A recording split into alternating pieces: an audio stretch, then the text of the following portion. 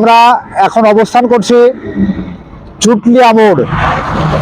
এখানে আমাদের ডান দিকে এটা হলো পাওয়ার গ্রিডের একটা অফিস।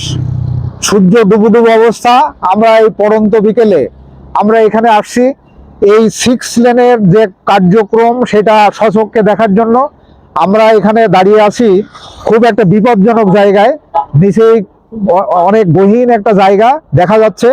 এখানে আসলে যে কাজটা করার দরকার ছিল তার কাজের ছিটে ফোটাও হয়নি। আবার সামনে বর্ষাকাল এসে যাচ্ছে, এখানে কিন্তু অগাধ পানি আসবে। এটা একটা বিল, এই বিলের পানিতে এটা থই থই করবে, তখন কিন্তু এই কাজ হবে না, এই কাজ আরো পিছিয়ে যাবে।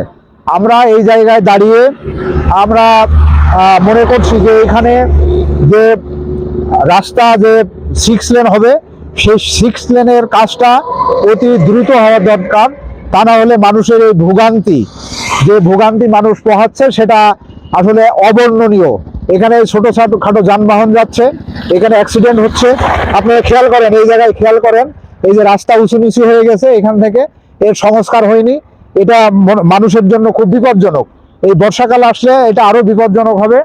আমরা সংশ্লিষ্ট কর্তৃপক্ষের আমরা দৃষ্টি আকর্ষণ করছি যে এই কাজটা যারা তদারকি করছেন তারা এদিকে একটু সিরিয়াসলি আপনারা নজর দেন, যাতে এই কাজটা অতি দ্রুত শেষ হয়। সম্মানিত দর্শক মণ্ডলী, আমরা পরবর্তী ভিডিওতে আপনারা আরো কিছু দেখাবো। এই পর্যন্ত আপনাদেরকে